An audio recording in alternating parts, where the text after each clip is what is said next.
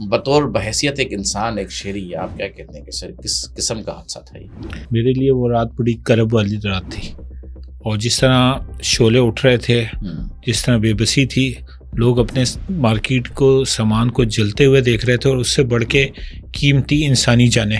کراچی میں اتنے بڑے بڑے منصوبے آپ نے جاری کر دیے، لیکن عوام کے لیے متبادل راستے، کیونکہ اس سانحے کے دوران بھی آمد و رفت ایک بہت بڑا مسئلہ رہا نا، پانی کی عدم دستیابی، تو اس کا کیا حل ہے سر؟ ہمارے 26 کا پہلے 7 دن کے اندر 7 لوگ ڈمپر کے نیچے آ گئے، 44 قیمتی جانیں ٹریفک حادثات میں چلی گئی۔ پہلے 5 دن کے اندر 800 سے زیادہ افراد کو کتوں نے کاٹ لیا۔ ابراہیم کے واقعے کے بعد بھی ہمارے پاس گٹر کے ڈھکنوں کا مسئلہ حل نہیں ہوا، ہمیں اس کے بعد دوبارہ سے گٹر میں گرنے کی اطلاعات ملنا شروع ہو گئی۔ تاجر برادری بھی تو سرکاری عملداروں کو اپنی ریٹ قائم کرنے نہیں دیتی نا سر، وہ تو بلیک پرنٹ پر آتی ہے، مارکیٹیں بند کرنا، احتجاج کرنا۔ آپ اپنے سسٹم کو ٹھیک کریں، تاجر برادری بھی آپ کے قانون سے کوئی بالا تر نہیں ہے سر۔ کراچی کے اسٹیک ہولڈرز ایک عرصہ دراز تک ایم کیو ایم کے ساتھ ساتھ جماعت اسلامی بھی یہاں پہ برسر اقتدار رہی ہے۔ پیپلز پارٹی کے پاس شہری حکومت اس وقت ہے، لیکن 18 سال سے وہ برسر اقتدار ہیں صوبائی حکومت میں۔ اس وقت موجودہ وقت میں آپ کو کیا لگتا ہے کہ یہ جو کراچی کا حشر ہوا، یہ کیا کس نے؟ 18 سال سے ہے نا یہاں پہ آپ کے پاس اس وقت سٹی گورنمنٹ آپ کے پاس ہے، مرتضیٰ وہاب صاحب اس سے پہلے ایڈمنسٹریٹر تھے۔ آپ جب کسی چیز کو درست کرنے پہ آتے ہیں تو کیوں نہیں کر سکتے؟ کیا آپ کو لگتا ہے کہ یہ واقعہ اگر وقت پہ سنبھال لیا جاتا تو کوئی ایسے حالات تھے کہ اس اتنے بڑے سانے سے بچا جا سکتا تھا؟ آگ لگی، اگر ابتدا میں اس پہ قابو پا لیا جاتا، ہو سکتا 30 40 50 دکانوں کا نقصان ہوتا، اور مگر انسانی جانیں بچ جاتی۔ 6 دن کے بعد جب خود آگ بجھ گئی اور جلنے کے لیے کچھ باقی نہیں تھا، تو آپ نے کہا کہ اب آگ پہ قابو پا لیا گیا۔ جب لاشیں جل کے راکھ ہو گئی، اس کے بعد آپ نے کہا کہ اب ریسکیو کا آپریشن ہم نے شروع کر دیا۔ وہی ریسکیو تو زندہ لوگوں کو نکالنے کے لیے تھا۔ پاکستان کی بالخصوص کراچی کی تو روش رہی ہے کہ ہم ہمیشہ ایک سانے کے منتظر رہے ہیں، اس پہ ہم نے سیاست کی ہے، اس کو ہم نے انکیش کیا، پھر ہم اگلے سانے کے منتظر رہے۔ اس دوران ہم آپس میں ایک دوسرے کی شادیاں بھی اٹینڈ کرتے رہے ہیں، ولیمے بھی کھاتے رہے ہیں، جنازوں میں بھی جاتے رہے، اور پھر دوبارہ سے ہم وہ کیا کہتے ہیں فلور آف دی ہاؤس پہ کھڑے ہو کے دوسرے کو گالی۔ میں کہتا ہوں آپ تاریخ کے اوپر ایک اچھا لیکچر دے سکتے ہیں، اچھی بات ہے۔ مراد علی شاہ صاحب، آپ کی ریسرچ بہت اچھی ہوگی۔ ابھی بھی اسمبلی کے فلور پہ کھڑے ہو کے انہوں نے کراچی گل پلازا کے معاملے کو اپنے اوپر لینے کے بجائے قوم کا وقت برباد کیا اور ایک لمبی ہسٹری بیان کر دی۔ میں کہتا ہوں کہ اس کی ضرورت نہیں ہے۔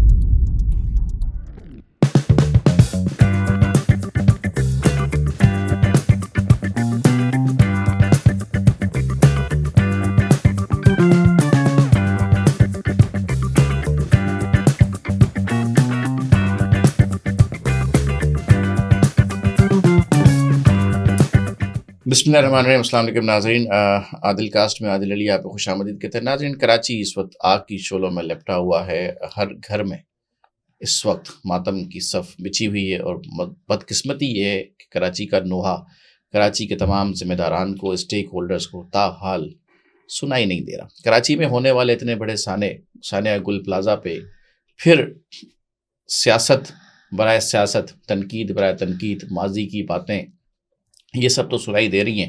ایوانوں میں باز گشت ہو رہی ہے کہ کس نے کیا کیا، کس نے کب کیا چیز، کون سی ارریگولیٹری کر کے اس معاملے کو تول دیا، لیکن کوئی اس کے سدباب پہ بات کرنے کو تیار نہیں ہے کہ اس مسئلے کا مداوع کیسے ہوگا، ریلیف آپ نے دے دیا تو اس کی کمپنسیشن کیسے ہوگا، لوگوں کی ایڈجسٹمنٹ اور سیٹلمنٹ کا کیا ہوگا، ان کے مستقبل کا کیا ہوگا۔ اس سارے واقعے کو آنکھوں دیکھے ایک شخص سے آپ کی ملاقات کرواتے ہیں جن کی اپنی فلاحی جماعت بھی ہے، خود اپنی ایک سیاسی جماعت کے ذمہ دار بھی ہیں، لیکن ریسکیو کے معاملات میں اگر آپ نے دیکھا ہو تو وہ پہلے بھی صف اول رہے ہیں، اب بھی موجود ہے۔ ندیم امان صاحب جو کہ پاکستان مرکزی مسلم لیگ کے کراچی کے صدر بھی ہیں، آج میرے مہمان ہیں، اور اس سارے سانحے میں انہوں نے سیاست کے بجائے عوامی خدمت کو ترجیح دی۔ آئے آپ کی ملاقات کریں۔ السلام علیکم ندیم بھائی، کیسے ہیں؟ وعلیکم السلام، الحمدللہ۔ ندیم بھائی، بہت شکریہ آپ کا، آپ تشریف لائے۔ میں نے خود آپ کو دیکھا، آپ کی ٹیم کو بھی دیکھا، آپ کی جیکٹس بھی دیکھی، آپ کے لوگ جو ہیں وہاں پہ ریسکیو کے عمل میں شروع سے پہنچ چکے تھے۔ اس سانحے پہ آپ سب سے پہلے تو یہ بتائیں کہ بطور انسان، نہ کسی سیاستدان کے طور پہ، نہ کسی فلاحی سماجی کارکن کے طور پہ، بطور بحیثیت ایک انسان، ایک شہری، آپ کیا کہتے ہیں کہ سر کس قسم کا حادثہ تھا یہ؟ بہت شکریہ عادل بھائی۔ سچی بات ہے کہ اگر آپ مجھ سے میری ذات کے بارے میں پوچھیں گے نا، میرے لیے وہ رات بڑی کرب والی رات تھی، اور جس طرح شعلے اٹھ رہے تھے، جس طرح بے بسی تھی، لوگ اپنے مارکیٹ کو، سامان کو جلتے ہوئے دیکھ رہے تھے، اور اس سے بڑھ کے قیمتی انسانی جانیں وہ اندر تھی، اور وہ آخری سانسیں لے رہی تھی، دھواں بھر چکا تھا، اور آکسیجن ختم ہو چکی تھی. اپنے فیملیز کے ساتھ لوگ رابطے میں تھے. یقین جانیں کہ اگر میں ذمہ دار نہ ہوتا تو میرے لیے دوبارہ وہاں کھڑے ہونا اور پلٹ کے دوبارہ گل پلازا جانا یہ ممکن نہیں تھا. مگر چونکہ ایک جماعتی ذمہ داری تھی اور ہمارے رضاکار جیسی یہ خبر آئی تو ہمارے اپنے بہت سارے دوست ہیں جن کی مارکیٹ کے اندر دکانیں ہیں, تو پہلی کال مجھے ان لوگوں کی آئی اور ہم نے اپنے رضاکار جو ہمارے گروپس ہیں ہم نے فوری طور پہ ایمرجنسی کال دی کہ جو جہاں پہ بھی ہے فوراً گل پلازا پہنچے. رات فوری طور پہ ہمارے لوگوں نے وہاں پہنچ کے کام شروع کیا. ساری رات وہاں تھے, اگلا سارا دن وہاں تھے, پھر کئی دنوں تک 24 گھنٹے ہم وہاں پر موجود رہے اور جو ممکن ہو سکا وہ ہم نے کیا ہے. مگر ذاتی طور پہ آپ کہیں گے تو وہاں پہ ایک لمحہ کھڑے ہونا اور اس گل پلازا جس کے ساتھ ہماری یادیں بھی ہیں کہ ہم نے وہاں خریداری کی, ہم لوگوں سے ملتے تھے, ہماری دوستیاں تھیں, ان لوگوں کا سب کچھ جلتے ہوئے دیکھنا یہ ہمارے بس میں نہیں تھا. سر گل پلازا کے سموسے میرا خیال ہے کراچی میں رہنے والے ہر شخص کو یاد ہوگا. ایک بڑا تاریخی پس منظر ہے اس کا بھی کہ لوگ اسپیشلی گل پلازا صرف سموسے کھانے جایا کرتے تھے اور لقمہ اجل بنتے ہوئے دیر نہیں لگی اتنے بڑے پلازا کو. کراچی کی اوور آل سچویشن آپ کے سامنے, انفراسٹرکچر آپ کے سامنے, کراچی اس موضوع پہ تو چلیں ہم بات کر ہی لیں گے, یہ تو بھی آپ نے اپنی رائے دے دی. آپ اوور آل بھی دیکھ رہے ہیں کراچی کا جو حال ہے. کراچی میں اتنے بڑے بڑے منصوبے جو آپ نے جاری کر دیے لیکن عوام کے لیے متبادل راستے, کیونکہ اس سانحے کے دوران بھی آمد و رفت ایک بہت بڑا مسئلہ رہا نا, پانی کی عدم دستیابی, تو اس کا کیا حل ہے سر؟ دیکھیں میں تو گزشتہ کئی سالوں سے کہہ رہا ہوں کہ کراچی لاوارث ہے. کوئی اس کا اس کی وارث کہتے ہیں, کراچی کے وارث ہمیں کون؟ ہاں جی بالکل بالکل بات درست ہے کہ اگر ان کے وارث ہیں تو وہ انہوں نے دکھا دیا کہ یہاں پر اس موقع پہ جو ان وارثوں نے کراچی کے گل پلازا کو جلتے ہوئے یہاں پہ نا ایک بحث شروع ہو گئی کہ آگ لگائی گئی ہے یا آگ لگی ہے. تو میں کہتا ہوں لگی تو حادثاتی طور پر ہے, مگر اس کو پورے گل پلازا کو جلانے میں ان لوگوں کا کردار ہے کہ جو اس کے ذمہ دار ہیں, اور انہوں نے ان کی نااہلیت, ان کا جو نکما پن. اور آپ یہ دیکھ لیں کہ آپ نے بات کی گرین لائن منصوبہ, ایم اے جناح روڈ کے اوپر بالکل اس کے سامنے اسٹیشن کے لیے کھدائی کی گئی, بڑے بڑے گڑھے موجود ہیں, کوئی متبادل ٹریفک کا نظام موجود نہیں. جس وقت گل پلازا کو آگ لگی اس وقت جو فائر ٹینڈرز یا وہاں پہ پانی قریب فائر اسٹیشن کے اوپر بجلی نہ ہونے کی وجہ سے پانی نہیں بھرا جا سکتا تھا, نیپا سے پانی منگوایا گیا اور وہ نمائش کے اوپر وہ جو باؤزرز تھے وہ پھنسے ہوئے تھے, وہ آگے نہیں آ پا رہے تھے. تو متبادل ٹریفک پلان کے بغیر کوئی بھی منصوبہ, جب آپ اس کا جو بجٹ طے کر رہے ہوتے ہیں تو ابتدا میں تو ان ساری چیزوں کا بجٹ پہلے لکھ دیا جاتا ہے, جو عمل تو یعنی بجٹ تو بن جاتا ہے, میں سمجھوں گا کہ کھا لیا جاتا ہے کیونکہ وہ اس کو متبادل کسی جگہ پہ استعمال تو وہ ہوتا نہیں. آپ اس وقت پورے شہر کی صورتحال دیکھ لیں. آپ میں ابھی کراچی کو جو نوحہ ہے کتنا پڑھوں مجھے سمجھ نہیں آ رہی. کسی ایک چیز کی بھی بات کر لیں نا, یعنی 2025 تو جیسے کہ تیسا گزر گیا, ہمارے 26 کا پہلے 7 دن کے اندر 7 لوگ ڈمپر کے نیچے آ گئے, 44 قیمتی جانیں ٹریفک حادثات میں چلی گئی. پہلے 5 دن کے اندر 800 سے زیادہ افراد کو کتوں نے کاٹ لیا. ابراہیم کے واقعے کے بعد بھی ہمارے پاس گٹر کے ڈھکنوں کا مسئلہ حل نہیں ہوا, ہمیں اس کے بعد دوبارہ سے گٹر میں گرنے کی اطلاعات ملنا شروع ہو گئی. یہاں پہ شہر کے اندر سیف سٹی کیمروں کے بجائے ہمیں ای چالان کے اوپر تو ہمارے سے ای بھتہ لیا جا رہا ہے, مگر لوگوں کے جو موبائل چھین رہے ہیں, جو ان کے قیمتی گاڑیاں چھین رہی ہیں, اور پھر سب سے بڑی بات یہ کہ گولیوں کا نشانہ بنا دیا جاتا ہے. یہاں پہ ایک چیز تھی کہ وہ لوگ اپنا کاروبار, یعنی یہ گل پلازا ٹیکس دیتا تھا نا, کروڑوں روپیہ ٹیکس یہاں سے آتا تھا, آپ نے ریٹرن کیا دیا؟ آپ کی حکومتی ریٹ کی بات کریں تو یہ گل پلازا کوئی لانڈی زون کی فیکٹری نہیں تھی کہ وہاں پہ آپ پہنچ نہیں سکے تھے, کہ وہ پوری جل کے خاکستر ہو کے گر گئی تھی, منہدم ہو گئی تھی.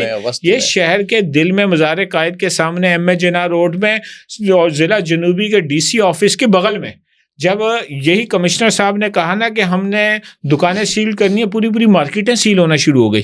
چند منٹوں کے اندر کوئی سنتا ہی نہیں تھا کہ بھائی آرڈر آ گیا, پوری مارکیٹ اکبر روڈ پورا بند ہو گیا, فلاں بند ہو گیا.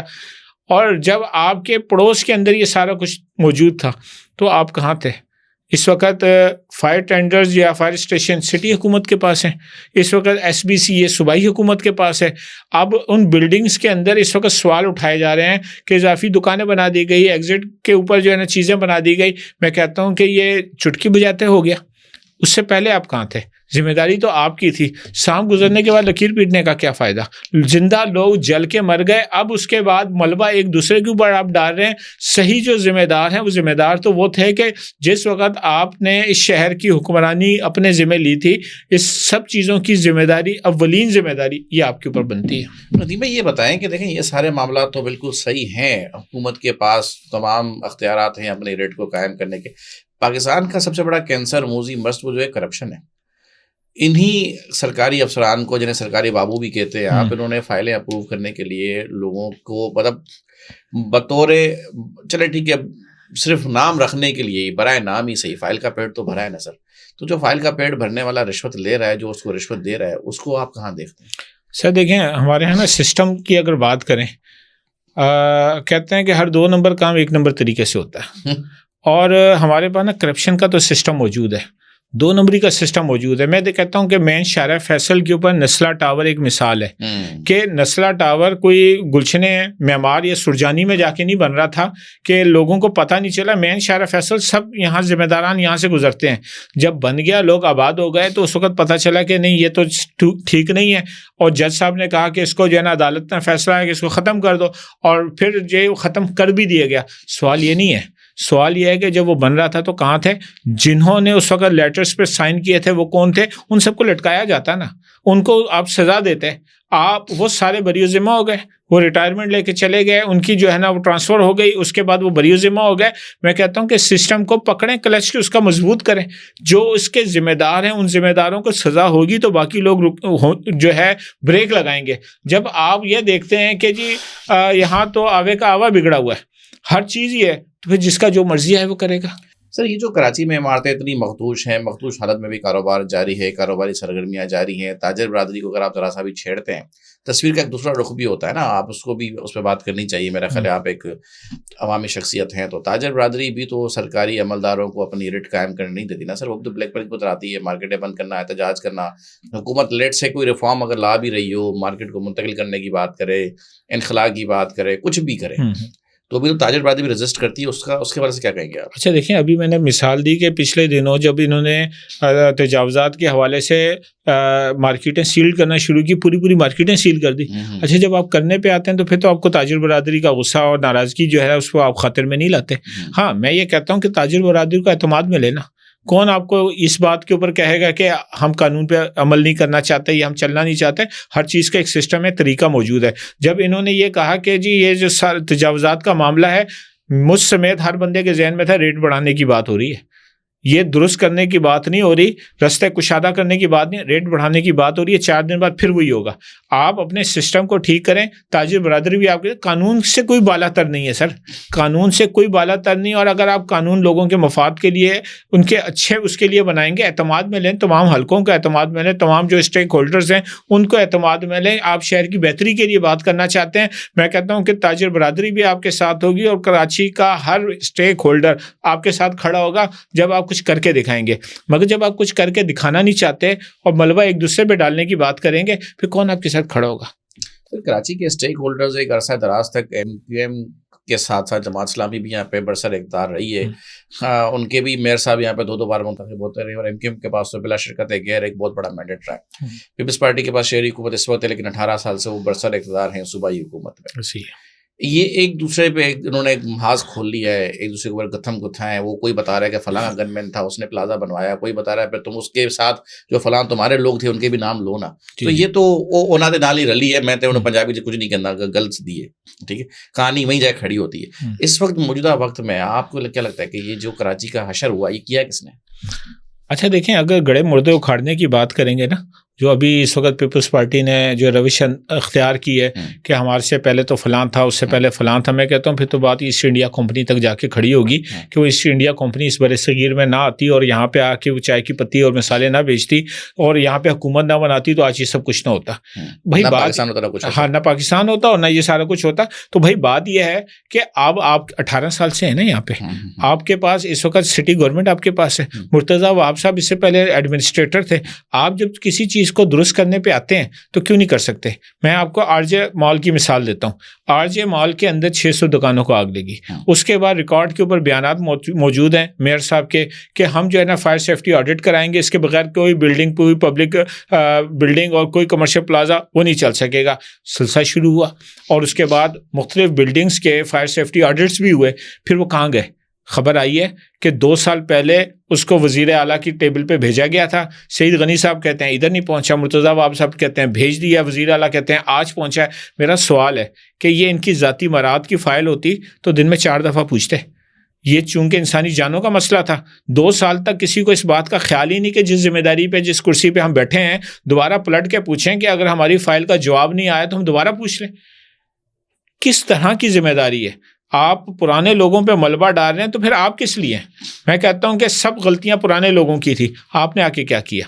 آپ سے تو آج کا سوال کیا جائے گا نا, آپ سے آج کا سوال کیا جائے گا. آپ صحیح کرنا چاہیں تو ابھی میں اگر پنجاب میں چلے جائیں, اس وقت پورے پنجاب کے اندر مریم نواز نے ان کو مختلف اپنے جو ہے نا پروجیکٹ شروع کیے, توڑ پھوڑ کی, فلاں کی. جب حکومت کرنا چاہتی ہے, اگر انتظامیہ کرنا چاہتی ہے, کوئی کیا اس کے سامنے کھڑا ہو سکتا ہے؟ نہیں. آپ نے کیا کیا؟ سوال تو پھر آپ سے بنتا ہے, آپ نے کیا کیا؟ اچھا یہ بتائیے سر, جو کوئی بھی ٹریڈ یونین ہو یا پھر کسی بھی ہاؤسنگ سوسائٹی یا بلڈنگ پلازا, ریزیڈینشیل پلازا, اس کی ایک یونین ہوتی ہے. یونین بھی ایک مینٹیننس کی مد میں ایک اماؤنٹ کلیکٹ کر رہی ہوتی ہے, اور یہ ان کی بھی ذمہ داری بنتی ہے کہ وہ بلڈنگ کے انفراسٹرکچر کو مینٹین رکھیں, کیونکہ وہ تو پیسے لے ہی مینٹیننس کے نام پہ رہے ہیں. بالکل ایسے. تو یہ جو ایک اس وقت بہت بڑا سوال بن کے آ گیا ہے, اور اس کے بعد آپ بھی بتا رہے ہیں, میری بھی معلومات میں نے بھی دیکھا کہ بھائی کو 200 سے قریب اوپر کوئی بلڈنگز ہیں جہاں پہ فائر سیفٹی آڈٹ کے بعد پتہ لگتا ہے کہ بھائی وہاں تو کوئی ایک بھی ذرے کا بھی نظام نہیں ہے. تو یہ جو بلڈنگ کے جو ٹھیکیداران ہیں, جو عوام سے, رہائشیوں سے, مکینوں سے, دکانداروں سے, ان سب سے تو آپ پیسے لے رہے ہو, آپ مینٹیننس میں انویسٹ نہیں کر رہے. سر یہ کہاں تک ایسے سانحات میں ذمہ دار ہیں؟ اچھا دیکھیں, یقیناً یہ ذمہ دار ہیں کہ اگر یہ مینٹیننس کے پیسے بھی لے رہے ہیں اور صحیح جگہ نہیں لگا رہے, مگر میں کہتا ہوں کہ سب سے پہلے ذمہ داری حکومت وقت کی بنتی ہے, سب سے پہلے ذمہ داری. پھر اس سے اگلی بات کے اوپر آ جاتے ہیں کہ یہ جو سارے معاملات ہوئے یا جو چیزیں تھیں, ان کے اوپر وہی جو تھوڑی دیر پہلے آڈٹ رپورٹ کی بات آئی تھی کہ آپ نے اس سارے معاملے کو کیوں نہیں دیکھا, کیوں نہیں کیا. اور اب جب حادثہ ہو جاتا ہے, چلے میں اسی حادثے کو مثال بنا لیتا ہوں. میں کہتا ہوں کہ جی یونین کی غلطی اپنی جگہ, آگ لگ گئی. آگ لگنے کے بعد یہاں پہ فائر ٹینڈر جو پہنچنے تھے 2 پہنچے. اب اس کے بعد یہاں پر جو فائر اسٹیشن تھے, ان فائر اسٹیشنز کے اوپر بجلی نہ ہونے کی وجہ سے آپ پانی نہیں بھر سکے. یہ کس کی ذمہ داری تھی؟ اس شہر کے اندر فائر اسٹیشن بنانا کس کی ذمہ داری تھی؟ ان کو اپ ڈیٹ رکھنا کس کی ذمہ داری تھی؟ دنیا کے اندر جو اصول ہے وہ یہ ہے کہ 25 سے 50 ہزار کی آبادی کے اوپر ایک فائر اسٹیشن ہونا چاہیے. میں کہتا ہوں 3 کروڑ کی آبادی نہ مانیں, آپ مردم شماری کے مطابق آبادی مان لیں, اس آبادی کے مطابق آپ کے پاس 250 سے 300 فائر اسٹیشن ہونے چاہیے. اس میں سے 28 ہیں. 28 میں سے بھی جو ہے نا کئی فعال ہی نہیں ہیں. جو فعال ہیں ان کے پاس سامان ہی موجود نہیں ہے, ان کے پاس ایکوپمنٹس ہی موجود نہیں ہے, ان کے پاس ایسا عملہ ہی موجود نہیں ہے. اور پھر آخری فائر اسٹیشن بنایا کب گیا؟ آپ یہ دیکھ لیں کہ جو وفاقی حکومت کی جانب سے کراچی کو فائر ٹینڈرز دیے گئے یا دیگر جو چیزیں تھیں, پچھلے 3 سال کے اندر ان کے سالانہ مینٹیننس کا جو ایگریمنٹ ہے وہ ابھی تک سائن نہیں کیا جا سکا. اب جب آخری وقت میں سنارکل جو ہے آپ کی کام کرنا چھوڑ گئی, اس وقت آپ کے پاس جو پانی ہے وہ دور سے آ رہا ہے, ٹریفک جام میں آپ پھنسے ہوئے ہیں. تو یہ ساری چیزوں کی کڑیاں جوڑیں نا, ان ساری کڑیوں کی ذمہ دار پھر کون ہے؟ حکومت وقت. بس یہی اس کا جواب ہے. سر گل پلازا کے جو متاثرین ہیں, آپ نے وہاں پہ موقع پہ موجود رہ کے جن لوگوں سے آپ کی گفتگو ہوئی, بات چیت ہوئی, کیا آپ کو لگتا ہے کہ یہ واقعہ اگر وقت پہ سنبھال لیا جاتا تو کوئی ایسے حالات تھے کہ اس اتنے بڑے سانے سے بچا جا سکتا تھا؟ بالکل. دیکھیں 1200 دکانیں تھیں جہاں پہ گراؤنڈ فلور میں آگ لگی. اگر ابتدا میں اس پہ قابو پا لیا جاتا, ہو سکتا 30 40 50 دکانوں کا نقصان ہوتا, اور مگر انسانی جانیں بچ جاتی. آپ کے پاس وہ ویڈیوز بھی آئے ہوں گے. میں خود کچھ فیملیز کے پاس تعزیت کرنے گیا, ایک ہی گھر کے 2 3 افراد بھی اس میں تھے.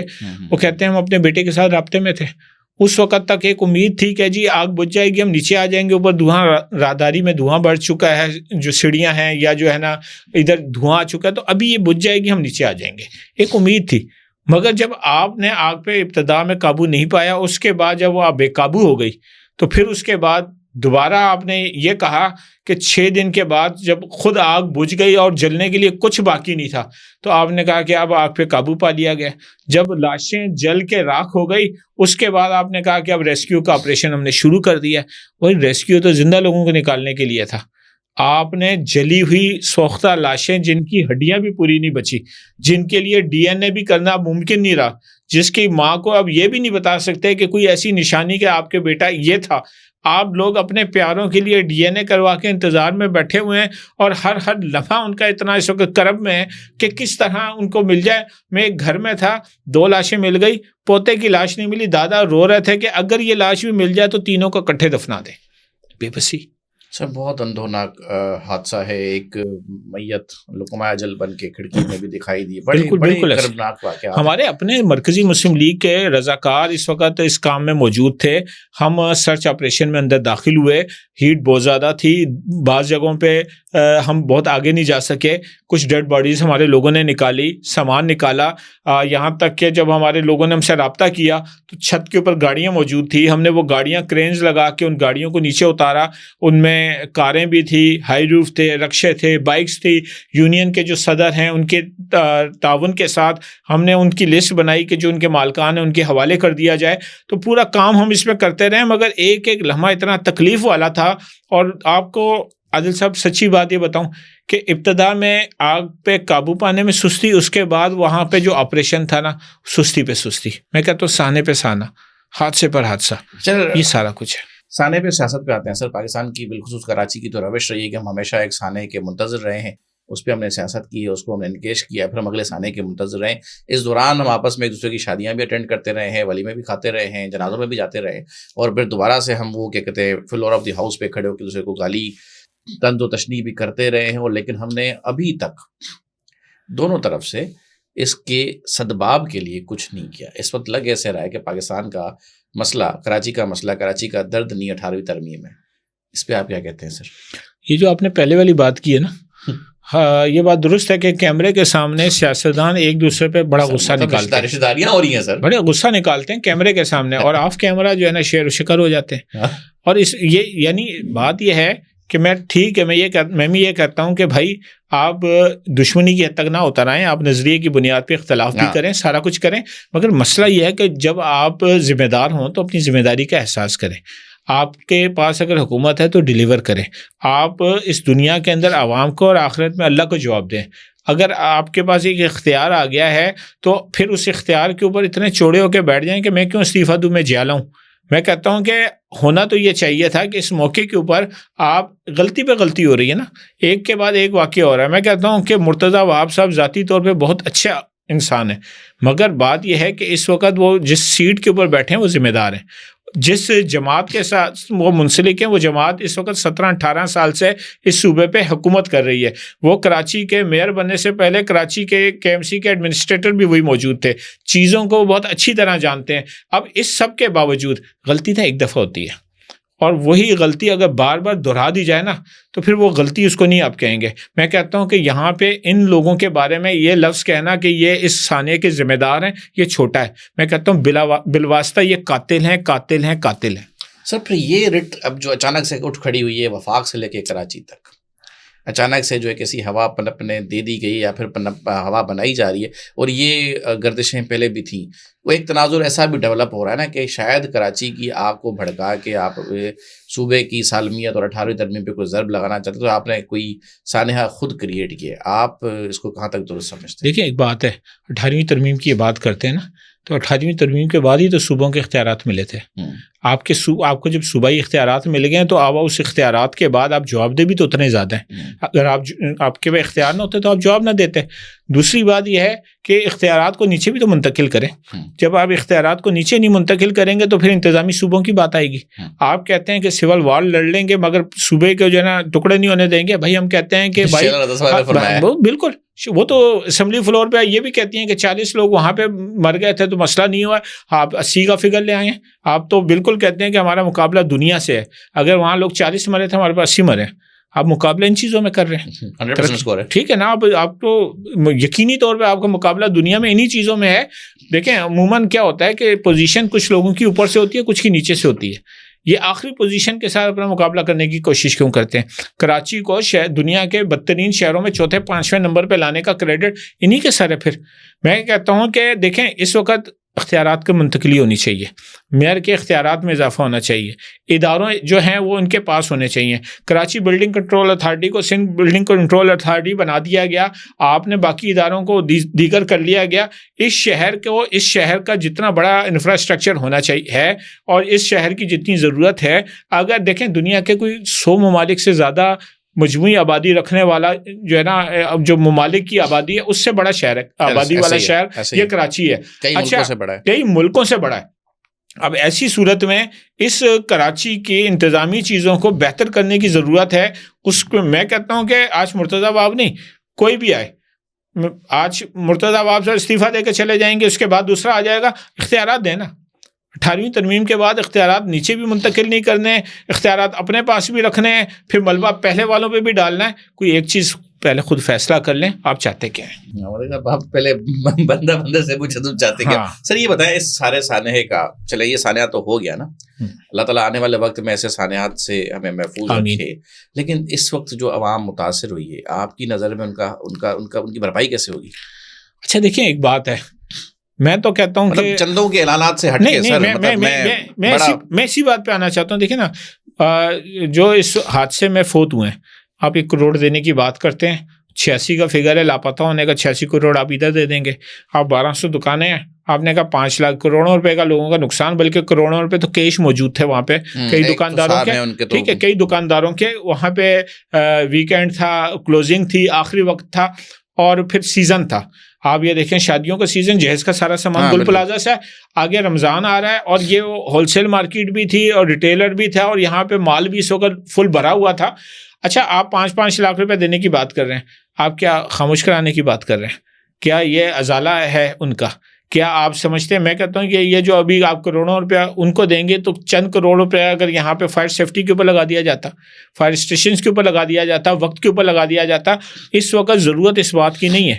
میں سمجھتا ہوں کہ اللہ رب العزت جو ہے یہ جو متاثرین ہیں، انشاءاللہ ان کے لیے بہترین متبادل ان کو اللہ رب العزت دے. میں ان کے لیے دعا گواہ ہوں، اور جو اس حادثے میں فوت ہوئے اللہ ان کے لواحقین کو صبر جمیل عطا فرمائے. مگر اس وقت اصل ذمہ داروں کو تلاش کر کے ان کو سامنے لا کے سزا دینے کی ضرورت ہے. صرف آپ حکومتی بجٹ میں سے یہ اعلانات کر کے اس موقع کے اوپر جو ہے نا اس معاملے کو ٹھنڈا نہ کریں. اس وقت آپ کی جو اکڑ ہے وہ ختم نہیں ہو رہی. آپ کہہ رہے ہیں کہ اگر میئر کراچی 23 گھنٹے کے بجائے اگر فوری آ جاتا تو کیا 1 منٹ میں آگ بجھ جاتی؟ او بھائی، اس وقت تو آپ اپنی غلطی کا اعتراف کرتے ہوئے اپنے لہجے کو تھوڑا سا نرم کریں. لوگوں کے جو زخم ہیں ان کے اوپر آپ مرہم رکھیں، نمک نہ چھڑکیں، پیٹرول نہ چھڑکیں. آپ کس انداز سے بات کر رہے ہیں؟ ندیم صاحب ایک آخری سوال لوں گا آپ سے، بڑا امپورٹنٹ سوال ہے سر. اس وقت دوبارہ سے پیپلز پارٹی اور MQM بڑی بری طرح سے آمنے سامنے آ گئے.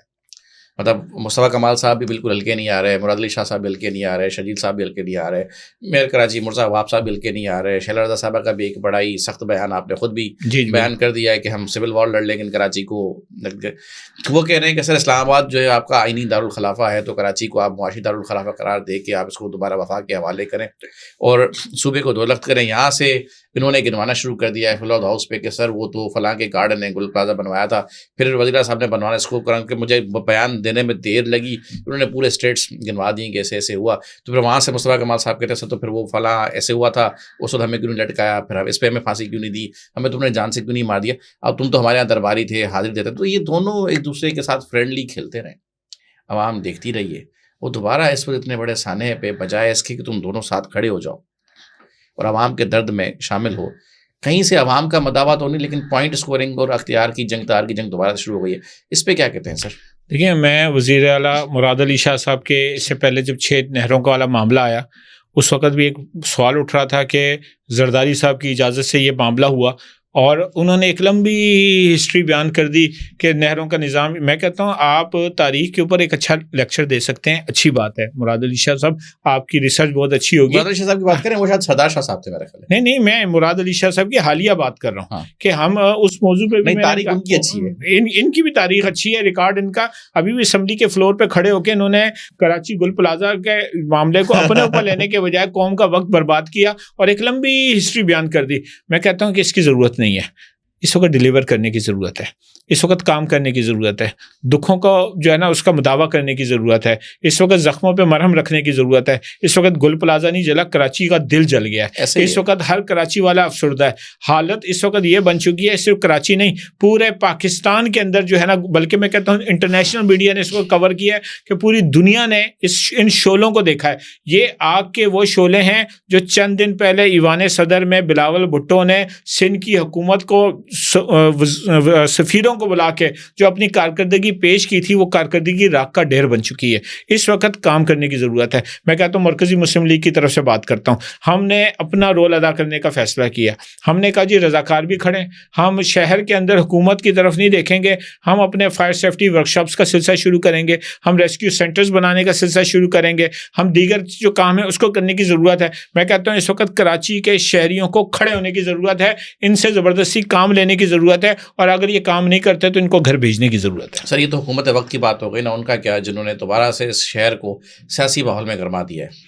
یہ تو فرینڈلی ایک دوسرے کے ساتھ کھیل رہے ہیں، ذمہ دار تو دونوں ہیں سر ذمہ دار تو دونوں ہیں، ہر ایک نے اپنے موقع کے اوپر جو کام کیا ہے۔ میں کہتا ہوں کہ اب کراچی جو ہے نا، کراچی کو اب اپنے لیے دوبارہ سے کراچی والوں کو خود کھڑے ہونے کی ضرورت ہے، تاکہ وہ کراچی کسی ایسے کے حوالے ہو جو کراچی کا ہمدرد ہو، کراچی کا مسیحا ہو، کراچی کے لیے کچھ کرنا چاہتا ہو، سوائے سیاست کے اور پوائنٹ اسکورنگ کے وہ نکل کے کوئی عملی طور پہ کراچی والوں کے لیے کچھ کر سکے۔ ایک بات یاد رکھیے گا، کراچی نہیں ہے، کراچی منی پاکستان ہے، پاکستان کو چلانے والا ہے۔ اگر آپ کراچی کو برباد کریں گے نا، آپ پاکستان کو برباد کریں گے۔ ندیم امان صاحب آپ کا بہت بہت شکریہ، آپ کو میں نے خود درخواست کر کے صرف اس اسپیسیفک موضوع پہ بات کرنے کے لیے بلایا، کیونکہ میں نے آپ کو اور آپ کی جماعت کو وہاں پہ دیکھا کام کرتے ہوئے، کیونکہ میں جاننا چاہ رہا تھا کہ وہاں پہ اصل حقائق کیا تھے۔ آپ کے وقت کا بہت بہت شکریہ۔ آپ کا شکریہ۔ ناظرین، غلطی ایک بار ہو سکتی ہے، غلطی کی معافی دوسری بار غلطی کی اجازت ہوتی ہے۔ بعض غلطیاں ایسی ہوتی ہیں جن کی معافی ممکن نہیں ہوتی، ان پہ سزا واجب ہوتی ہے۔ جو لوگ حکومت وقت میں موجود ہیں، جو عوامی معاملات کے ذمہ داران ہیں، ان کی غلطیاں سوری پہ معاف نہیں کی جا سکتی، ان کو سزائیں دے کر مثالیں قائم کی جاتی ہیں تاکہ قومیں آگے بربادی سے محفوظ رہ سکے۔ یہ جو سانحہ ہوا ہے، میں آن کیمرہ اگر کیمرہ نے کیپچر کیا ہو تو میرے جسم میں جھرجھری سی اٹھ رہی ہے، جسم لرز جاتا ہے جب آپ یہ سوچیں کہ پوری بلڈنگ دھوئیں سے بھری ہوئی اور بندہ بندے کو دکھائی نہیں دے رہا اور انسان کی سانس گھٹ رہی ہو۔ آپ سردی میں چند لمحے بغیر ہوا کے کمبل میں اپنا منہ بند کر کے دیکھ لیں، آپ کو پتہ جاتا ہے کہ سانس گھٹنے کی تکلیف اور سانس بند ہونے کا احساس ہوتا ہے۔ کہ اللہ تعالیٰ ہم سب کو المناک اندوناک موت سے محفوظ رکھے۔ اللہ تعالیٰ پاکستان میں اپنا، بالخصوص کراچی پہ اپنا کرم کرے اور کراچی کے شہریوں کو یہ سوچ اور یہ فکر دے کہ کراچی پورے پاکستان کو چلا تو رہا ہے، لیکن کراچی کو چلانے والا یہاں پہ اللہ کی ذات کے سوا کوئی بھی نہیں ہے۔ یہ تمام ذمہ داران، ٹھیکیداران، یہ صرف اور صرف اس وقت دونوں طرف سے بیٹھ کے عوامی تاثر کو زائل کرنے کی کوشش کر رہے ہیں، اور آپ کو الجھا کر ایک بار پھر ڈائیورٹ دی اٹینشن والا کام کر کے آپ کو بزی کر کے ٹائم گین کر رہے ہیں۔ نہ انہوں نے پہلے آپ کا بھلا کیا، نہ اب کریں گے۔ اس دعا کے ساتھ کراچی کے دکھوں کا کوئی مداوع کرنے والا حقیقی معنی میں معرض وجود پہ آئے۔ اجازت چاہوں گا، اللہ حافظ۔